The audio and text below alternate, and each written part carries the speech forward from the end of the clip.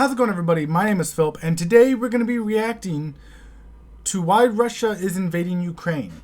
Now, I don't think this is like 100%, oh, this is exactly what's going on. I think this is more just, oh, this is what we believe is going to happen, why they are invading. Not necessarily 100% truth. There might be some very valid points in here and very, very valid reasons in here as to why Russia's doing this, or, sorry, why Putin's doing this, because I'm sure there's a lot of Russians out there that definitely do not want to be doing this. And I mean, I think one thing that would be kind of interesting is what would happen if all the Russians would just not listen to Putin. Like, I'm sure that there's a good chunk of Russians that are okay with this, and I'm sure because there's a lot that I've heard that there's a lot of Russians that don't want to do this.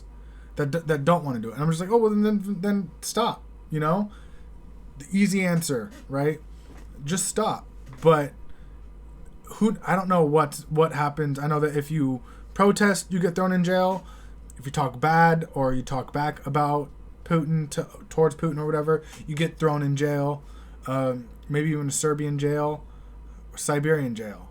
Not Serbian. Siberian. I always get those mixed. Am I the only one that gets Siberia and Serbia mixed up? I think it's just because Sib and Serb. Yeah. Anyways, I know the difference. Siberia it's not its own country. It's kind of like up in the right. It's just very, very north Russia, and then Serbia is its own country. Right? Shit. No. I don't know. Serbia. I'm pretty sure that's its own country. Yo, my mind just likes to fuck with me, I swear. It's like, oh, you know, I know my countries. And then I was like, I start second guessing myself, especially when they're so similar. Name-wise, not anything, not any other reason, just Serbia and Siberia. They're somewhat similar. And that's what really fucks with my mind. So, anyways, let's just jump into the video without going too deep into my weird, wacky mind. Let's check it out. Okay, as always, the link will be in the description down below if you want to check out the original video. I would suggest so. I mean, just in case there's something you like. If you're watching on a mobile phone, it'll be kind of difficult. But yeah, I don't know. I just to support the channel, their channel, you know. So. This video is made possible by Curiosity Stream and Nebula. Watch another brand new full-length companion video to this one in my ongoing Modern Conflicts series that explains the entire course of the 2008 Russian invasion of Georgia, as well as the entire war so far between Russia and Ukraine since 2014 in the Donbass. All of which you can access by signing up for the Curiosity Stream Nebula bundle deal for less than $15 a year at...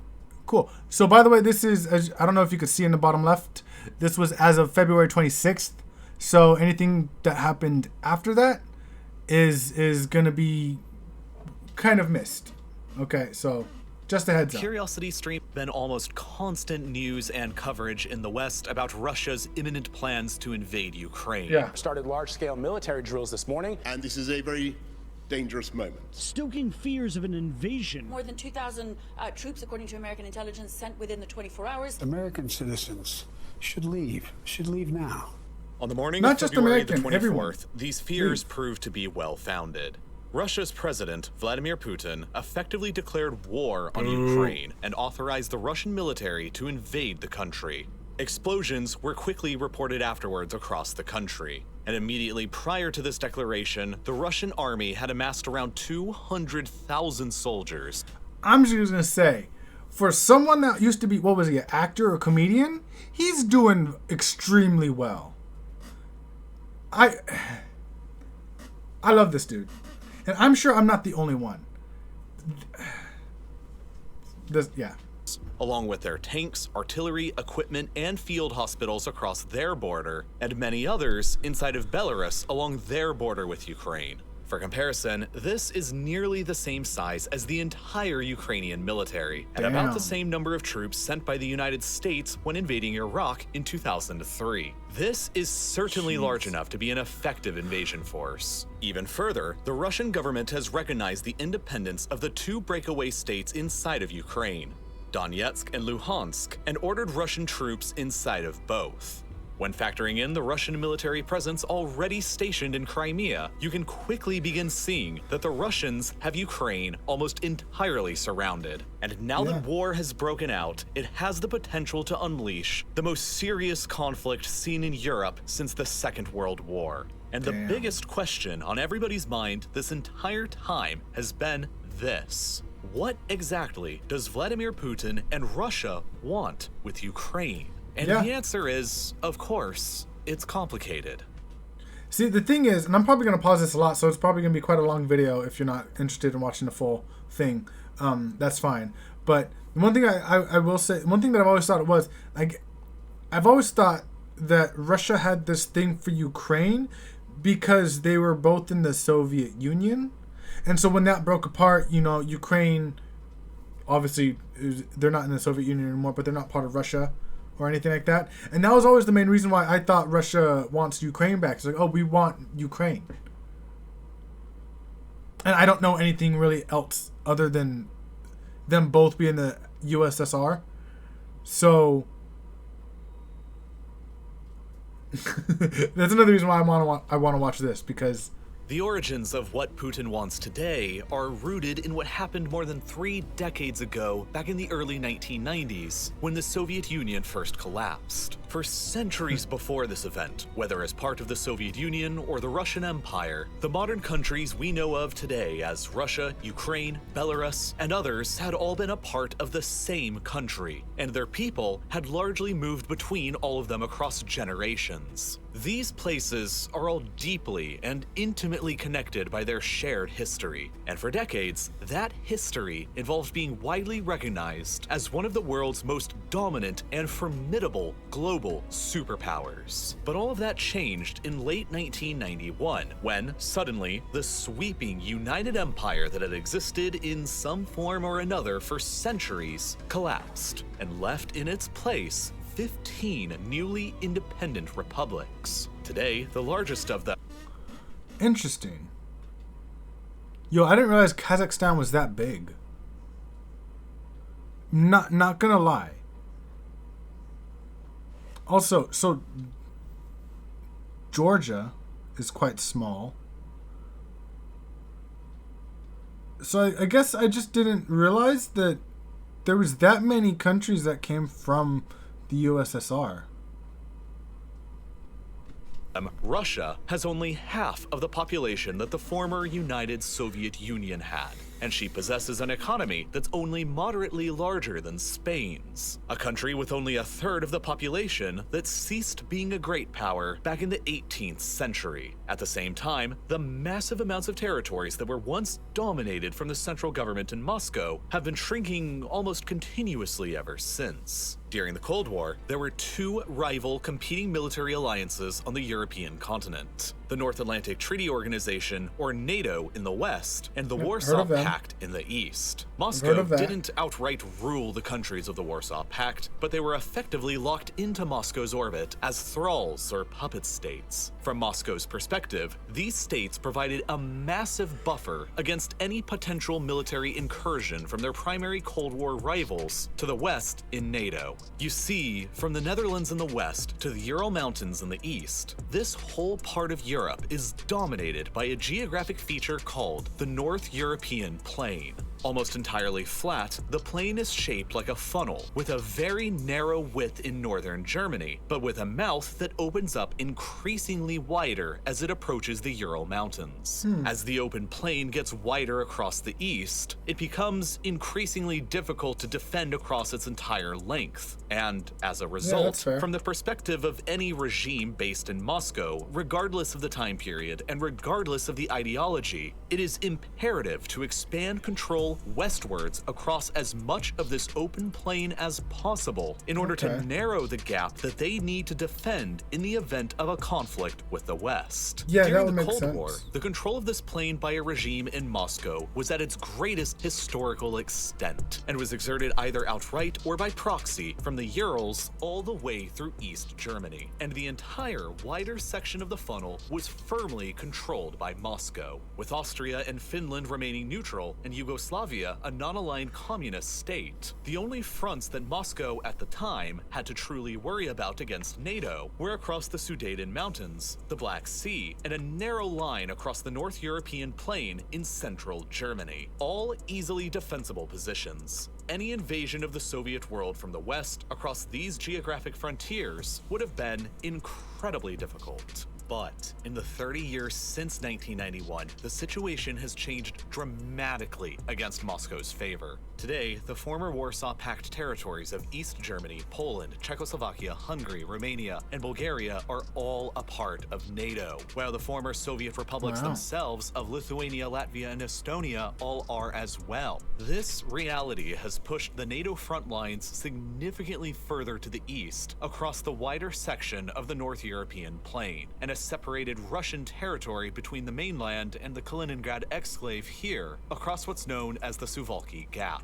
If you're sitting in the Kremlin in Moscow and you still believe that NATO is a hostile military alliance, or could become one in the future, then this situation understandably looks pretty grim. But it's not totally lost yet. In the years following the breakup of the Soviet Union, many of the newly independent republics established and joined their own military alliance called the Collective Security Treaty Organization, or CSTO, which in Europe consists of Russia, Belarus, and Armenia, but not Ukraine, which has remained a sort of neutral zone between NATO in the west and the CSTO in the east. And now, within this lens, you can easily see why Ukraine is currently and always will be a geographic core interest to Moscow. If Ukraine is within Moscow's orbit, then it pushes the CSTO's and Moscow's defensive lines to the Carpathian Mountains in the southwest, and it narrows their exposure across the North European plain to only the eastern border of Poland. And while the Baltic states do lie across the plain as well, CSTO forces could easily encircle them by rapidly advancing across the narrow Suwalki Gap between Kaliningrad and Belarus, and cut them off from the rest of NATO, meaning that they aren't as grave of a geographical threat. Conversely, however, if Ukraine became a NATO member state, it would surge the NATO front lines far beyond the Carpathian Mountains and far across the wider section of the North European plain, and place the new defensible front line across nearly 2,300 kilometers of open, hard-to-defend, flat land, the easternmost section of which would only be a little more than 300 kilometers away from Volgograd, which... And the other thing is, with Ukraine in NATO, then that's the Black Sea, right? Then all of a sudden this opens up this whole area. Because if this is taken, let's say, by Russia, let's hope that doesn't happen. Let's say it does. Then the Black Sea is also going to be found to be a war zone. Even though it does look like right here would be kind of difficult for them. But it would give them reason to try, or them, quote unquote, reason to start wars here, so that, well, here, and then I think that's the Gibraltar something. The little bits that I remember from high school. But that little bit right there, then they'll have a reason to attack, whether that's Spain, Portugal, that area right over there, so that they can have product come this way.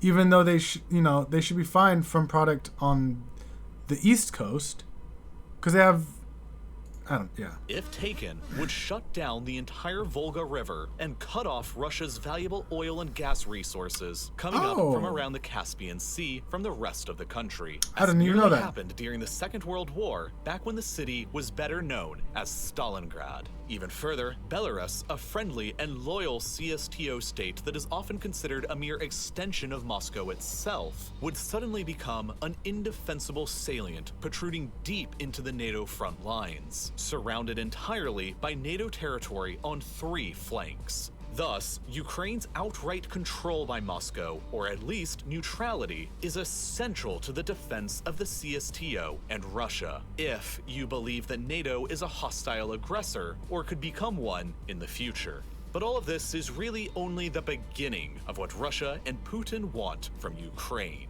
The biggest thing they want of all is energy. While their overall economy is little larger than Spain's, Russia remains a global superpower through the lens of energy resources. And it's specifically oil and gas that is the most critical component to understand about Russia's worldwide ambitions. Which no one's bought, not a lot of people's Multiple buying from them vast oil fields right now. Russia is the world's second largest producer of oil, ahead of even Saudi Arabia. Wow. While at the same time, Russia also possesses the world's largest proven reserves of natural gas. See, so I obviously knew that a lot of companies stopped buying oil or gas. They stopped buying stuff from Russia, which is why gas prices have gone up as of recently. $6 Are you? Jeez, man. But like, I didn't realize that they were that big in the gas market. I guess I probably should have, because of how bad the prices of gas went up. I mean, but yeah, that's insane. Largely across Siberia, which has enabled Russia to become the world's leading exporter of natural gas. The revenues gained from the sale of all these oil and gas exports are the literal foundation for the modern Russian state and Russian power, because they provide as much as 50% of the entire Russian government's budget and represent about 30% of Russia's entire GDP. Russia has used the vast money earned from selling oil and gas abroad to fund their military, pay off debts, save cash, and finance its own restoration as a global great power. Russia is therefore effectively a petrostate, just like Saudi Arabia or Iran, and is the only petrostate located in Europe, at least for now. For you see, despite these... this is why everyone needs to just go to electric. I say that, but it's expensive to even buy an electric car. Like, I don't even know what it takes to uphold one. Like, it's just, jeez. Make them more affordable, and then just everyone just goes electric. And then Russia's screwed. Massive geological blessings. They also come with a number of geographical catches from Moscow's perspective. Most of their gas is sold off to the hungry customers in the European Union. So much so that 35% of the EU's entire gas supply comes from Russia alone, including Germany, the world's fourth largest economy, who imports nearly half of their natural gas from Russia. This flow of gas towards Germany and Europe across this complex system of pipelines provides critical revenues for the Russian government to function and provides critical heat for European cities during the winter, and so both sides heavily rely upon the other here. Any disruption in this trade relationship would be disastrous from Moscow's perspective, and Ukraine is the most likely place for such a disruption to happen in the future.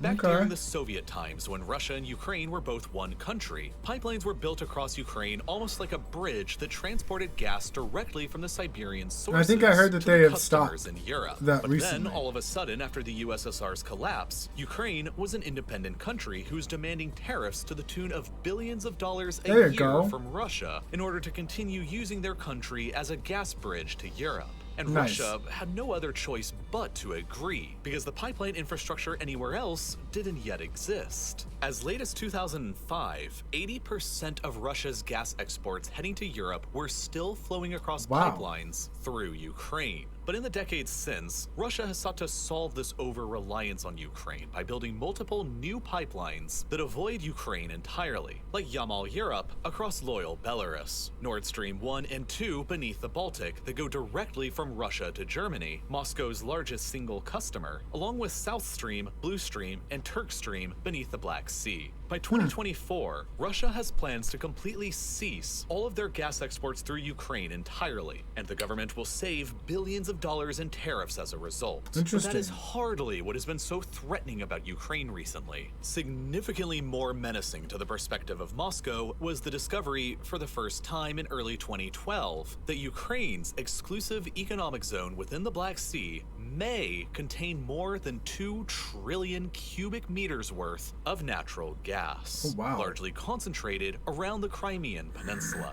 To make matters even more interesting, further technological advancements in the early 2010s that enabled the successful drilling of natural gas and oil from shale rock unlocked the potential shale gas hotspots for Ukraine around Donetsk and Kharkiv in the east and around the Carpathians in the west. Okay. Beginning in 2012, there was suddenly a very real possibility that almost out of nowhere, Ukraine had the world's 14th largest reserves of natural gas. I'm sorry, but that's just like so beautiful. And to think that has probably been leveled, it's a shame. It's disgusting to think. Just behind Australia and Iraq. But as a relatively poor country, Ukraine lacked the finances, the technology, or the equipment to successfully harvest any of these resources in any large quantity. Okay, so as an outsider, it's easy to say, we are making billions of dollars from tariffs and blah, blah, blah. Where's that going to? For one, that's probably going up to actually help your people. Something the USA should take a note on, not going to lie. But it is interesting that it's interesting, have they not asked someone to help them try and build such things, such oil refineries or whatever? I mean, even if you pay like I hate to say it, it's a small amount, like a small amount of a couple $1 million. I'm just thinking in a broad spectrum, because you pay a couple $1 million, they help you out, and then you go and make billions, if not trillions of dollars worth from the oil, then it's not that much, but it's just interesting that they haven't asked. As far as maybe they did. I don't know. See, this is why I'm watching, because I want to learn a little bit more.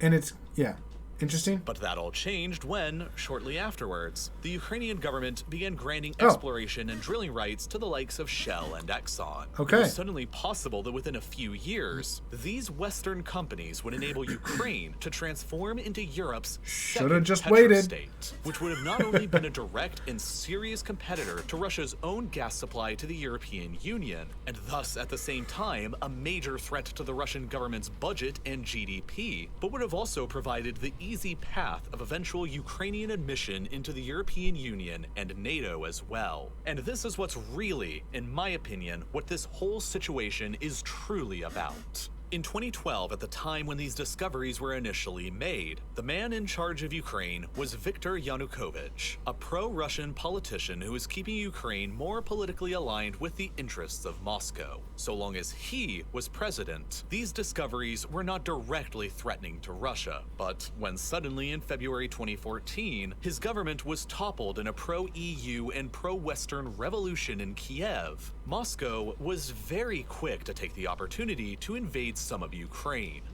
Yo, I'm sure you are quite aware that I did not know this, and I'm kind of annoyed and kind of frustrated that I didn't know this. No, okay, but not gonna lie, I think that, again, like, the fact that I didn't know this just shows that how I was before starting this channel. I cared enough that, there's no wars. Great. But I didn't care enough to the point where I wanted to learn more about what's going on in the world. It was more of, I'm going to live my life and I'm going to do whatever and not learn and just stay in my ignorance. And just be an idiot until I die, basically.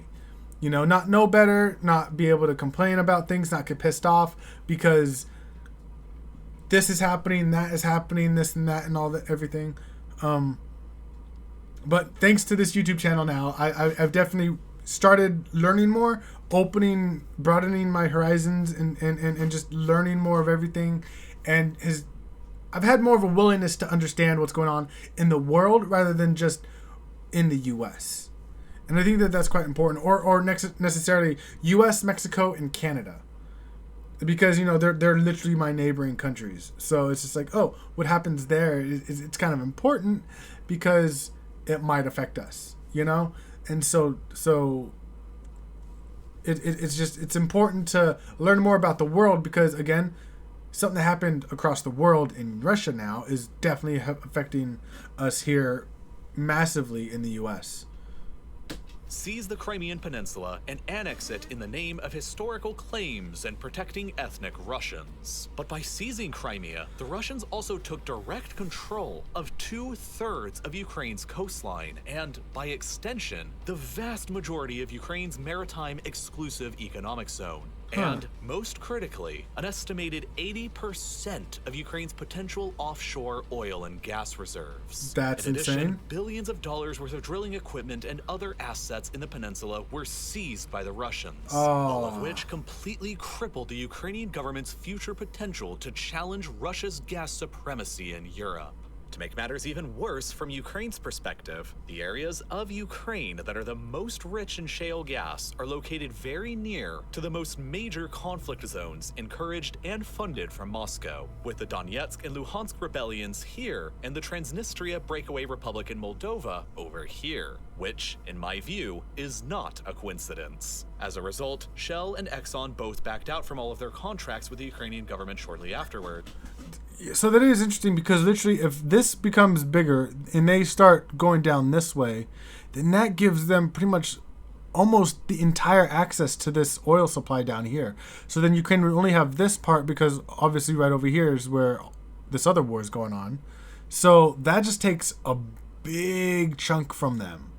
From Ukraine. Leaving Ukraine with no capability to extract the remaining resources themselves. Yeah. And no capability to challenge Russia's occupation of Crimea. From the perspective of Putin and his regime, these were all mandatory actions to take in order to curb a Western-oriented Ukraine from ever selling major supplies of gas to Europe that would threaten his own regime's primary source of wealth and power. Ukraine had to be dismembered to protect himself and the other oligarchs who are in power. But there's more. Under Putin, Russia can't ever give Crimea back to Ukraine because it would surrender the entire exclusive economic zone and all of the gas resources within it back, along with the strategic port city of Sevastopol, one of the very few year-round ice-free ports that the Russian Navy can use and needs to operate throughout the Black Sea and the Mediterranean. If Crimea was ever returned to Ukraine and Ukraine joined NATO, they would regain their ability to threaten the Russian government's primary source of revenue, and the Russian Navy's most geostrategically valuable port would be lost forever. My question though, okay, so Sevastopol's right here, and you know, he said ice-free year-round port. Russia, the fuck is this? Huh? Okay. My knowledge on the layout, the land here in this area right here, is absolutely nothing. I don't know a damn thing about the land here. But that's an awful lot of land that you're not creating a port yourself. Granted, like if oil is being mined here, they don't have to transport it all over here. You know, they don't have to come transport oil from wherever else to take here. But open up your own port right there. Problem not solved. But I mean, I'm just saying. I don't know what I'm talking about. Pressure that it can and has been applying itself. Naturally speaking, the geography of Crimea is that it's almost an island, only loosely connected to the rest of Europe and covered by dry and arid steppes and some salty marshes with very little fresh water for people or agriculture. Prior to the Russian invasion and annexation, the vast majority of Crimea's freshwater supply, like 85% of it, came down into the peninsula from a canal built during the Soviet era that diverted water from the Dnieper River. But after the Russians took it over in 2014, the Ukrainians weren't exactly in the mood to continue sending down the water, and they filled up the canal within their remaining borders to the north with cement and blocked the flow of all this water down into the now Russian-occupied Crimea. As a result, Crimea has ever since been essentially dying a death from 1,000 cuts, as it steadily recedes back into the dry and arid steppe of history, while modern climate change is only making everything even worse, as 2020 was the driest year ever on record in Crimea since record-keeping began 150 years ago. Yo, smart As a result, move, the Russian government is struggling to maintain its hold. The capital city Simferopol's reservoir is today less than 7% full. Oh, and shit. the city has been having to ration water supplies, even after the Russians built a nearly $4 billion bridge across the Kerch Strait here to connect the peninsula over to the Russian mainland. Shipping in water is difficult, and life for the more than 2 million people on the peninsula is getting harder after the annexation, not better. The Russian government is having to spend billions of dollars a year to financially prop up Crimea, and it's largely all because of this canal being shut down by the Ukrainians over on the other smart side. move. And Ukraine is obviously not in any kind of mood to open it back up again. As a result, the current crisis in Ukraine can also be seen through the lens of climate and water conflict, and it's one of the biggest reasons why Russia is doing what it's doing now. The current Prime Minister of Ukraine, Volodymyr Zelensky, has stated on multiple occasions that the primary goal going forward for the Ukrainian nation is the reclamation of the Crimean Peninsula from Russia. Currently, Ukraine has no realistic capability to challenge the overwhelmingly more powerful and capable Russian military. But in the future, were Ukraine to join NATO and a murky conflict breaks out between themselves and Russia over Crimea, or in the eastern rebel-occupied Donbass where it may be unclear who started it, it's hypothetical that Ukraine could trigger Article 5 of the NATO treaty, which states that, quote, if a NATO ally is the victim of an armed attack, each and every other member of the alliance will consider this act of violence as an armed attack against all members and will take the actions it deems necessary to assist the ally attacked. Okay. So, because I remember hearing about them making their plea to join NATO. I know that it blew up online at least. But did they officially accept them in?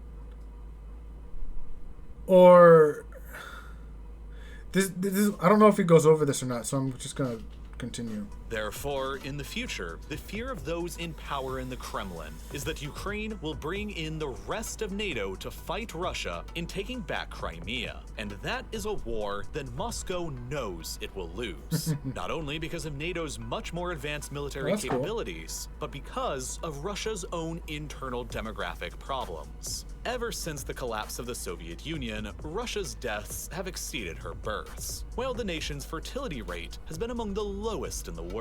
And so the country's population has been shrinking almost continuously ever since. But since the COVID-19 pandemic began in 2020, this shrinking population problem has only gotten even worse. And Russia is currently undergoing its largest peacetime decline in people ever. In all of recorded history, even worse than during the 1990s, right after the Soviet collapse. Right now, Russia has around 25 million men within the country who are of military service age. But the government knows that as time continues on, that potential pool of manpower is only going to get smaller and smaller.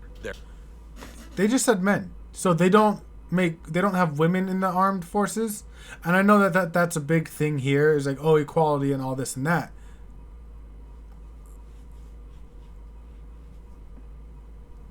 I don't know. I think that's interesting. Therefore, it could be reasoned behind the inner... Or did he just mean in general? Like, that's how many people they have, just men and women? Was he just saying men, but men and women, or just men in general?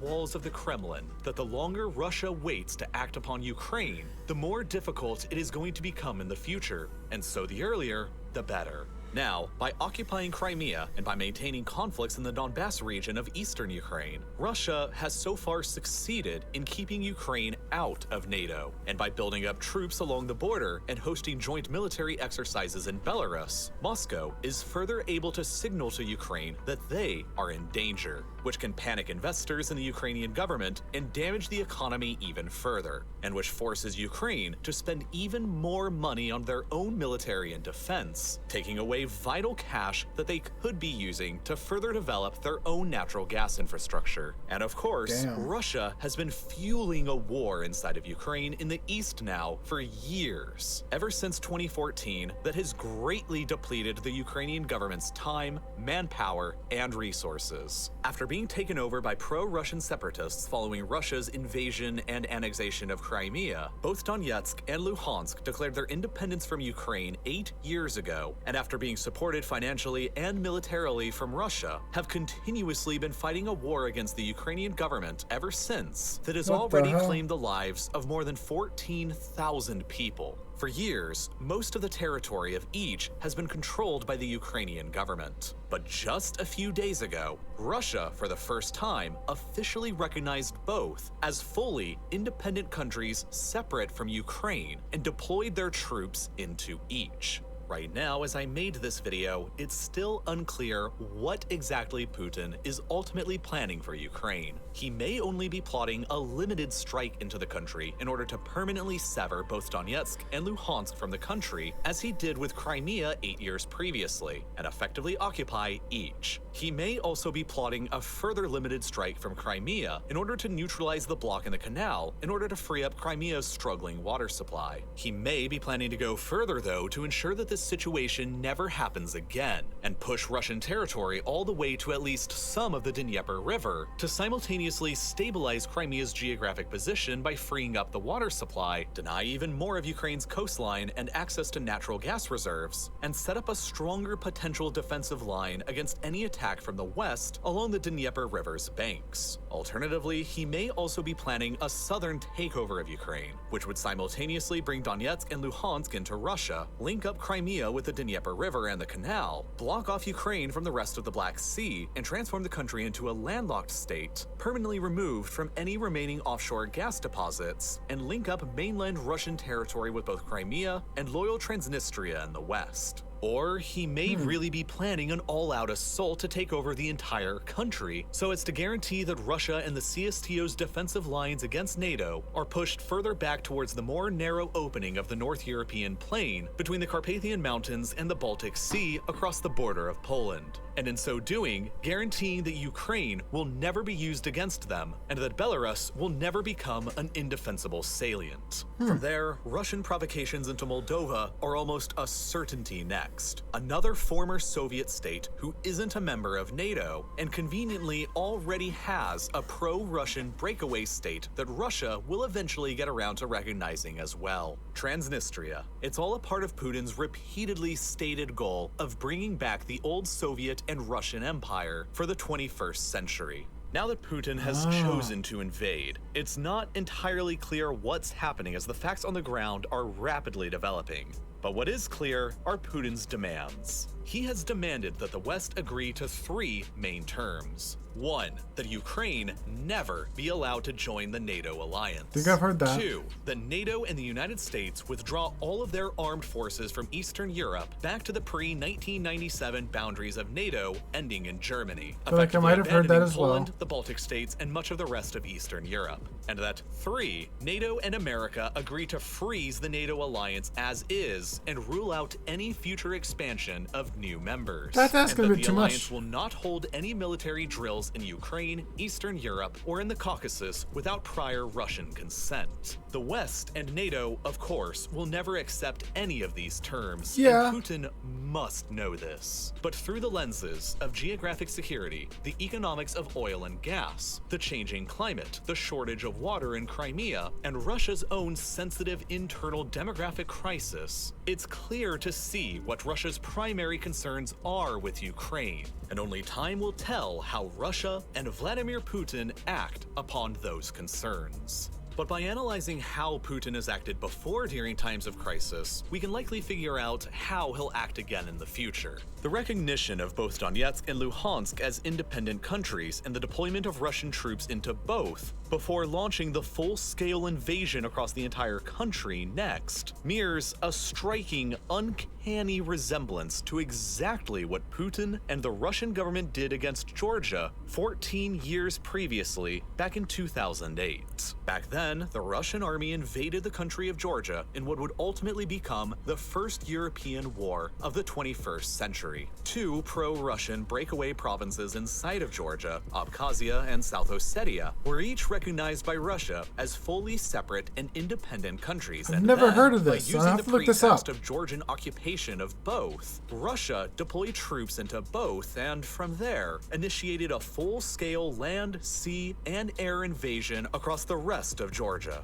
Across the 12 days of intense fighting that followed, the Russians occupied both Abkhazia and South Ossetia within Georgia, solidified their de facto independence, and effectively dismembered the country, displacing nearly 200,000 people and causing Georgia to sever all diplomatic relations with Russia. However, it was, in the end, a decisive victory for Russia and for Vladimir Putin, as it kept Georgia from joining NATO, and at a time when NATO and the West were more distracted by the quagmires of Iraq and Afghanistan, there was little international attention, let alone condemnation. It would only be less than 6 years later when Putin would deploy the exact same kinds of tactics that he used against Georgia, against Ukraine, in Crimea, and the Donbass. And now in 2022, it once again appears that history is repeating itself in Donetsk, Luhansk, and Ukraine. Without a doubt, the Russian invasion of Georgia is absolutely critical to understanding how Putin's modern military strategy of dismemberment works, and in understanding what he might ultimately plan to do with Ukraine.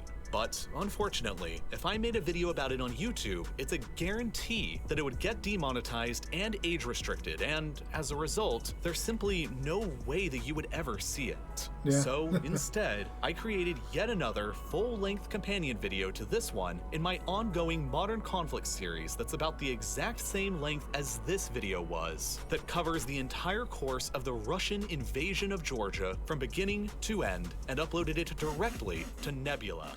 Okay, so I think that covered a good chunk of possibilities, and the way he put it, it seems very viable as to the reasons why Putin would invade. Again, the one reason that I've heard quite a bit is one of the main reasons that I heard that he would have done so is he's invading to kill the Nazis that are the Nazi supporters that are in Ukraine, which makes no sense. He's invading a country to kill the racists. Sure, you know that doesn't make any sense to me. Yeah, no, fucking racists are terrible and ridiculous and stupid and need to go cry in a ditch somewhere and never come out ever. But it's just like it's not in your country. Ukraine's not your country, so don't bother fighting, you know. But this makes a little bit more sense as to. I'm not saying I like it and I approve of it, but it makes more sense than jumping into this country to kill off racists, you know. And so my heart seriously goes out to Ukraine. Zelensky is kicking ass. I love this dude. Like, he is seriously. He's probably the best thing that's happened to Ukraine in a while, and the people finally woke up and chose him over someone that's gonna follow Putin.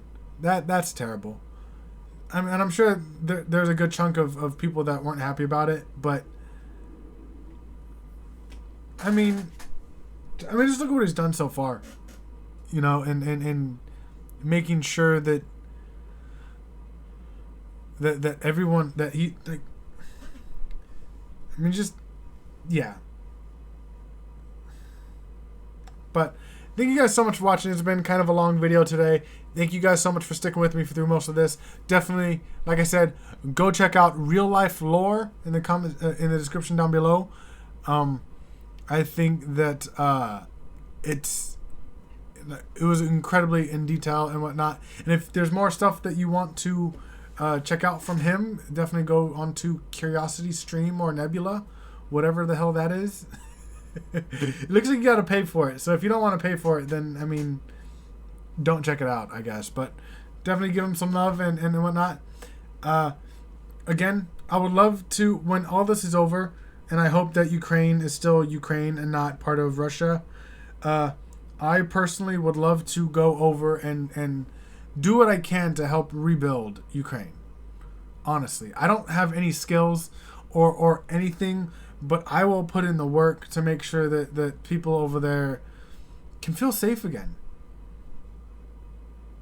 I mean, that's the best I can do. I mean, I have some stuff that I could send over there, but I'd have to find someone that I can donate to so I can help send clothing or stuff over for them. You know, because obviously money is kind of a weird thing to send. I don't know if, you know, it's one of those things, like money is always the first thing that people think of when they think of donating to places like this. Like that's either fought by war or natural disasters or something. It's always, oh, I could donate, and then your money never goes to the place that says it's going to. So that's why I'm more of like, okay, I would love to go over and actually give my time to Ukraine and help try and rebuild as best as I can with as much. It might not even just be building; it might just be helping get people back on their feet. Anyone that's injured, anyone that's like, I'm sure that there's a lot of people out there that can do it better than me. But it's just one of the things that I would love to try and help, because they've already gone through so much, and it's heartbreaking to see what they're going through right now. And again, I hope that everyone over there is staying safe, and primarily Ukraine, Russians. I hope that you guys can step up and be like, yo, this is not okay, and everyone overthrow Putin and throw him into a Siberian ice pool. And no, because then he'll freeze, and then sci-fi related things happen, and he gets unfrozen 2,000 years later, and then it's 2,000 years later, and Putin's just like, oh, I have new stuff, and just kill him. I'm joking. It's bad to kill, but I don't condone murdering. I mean, I don't know where I'm going with this. Thanks for watching. If there's anything else you'd like me to react to, let me know in the comment section below, and I'll check it out. Maybe at some point. I mean, there's a lot of stuff that I have to check out that I haven't checked out yet, so. Thanks for watching. Subscribe for more content just like this, and I will see you guys later.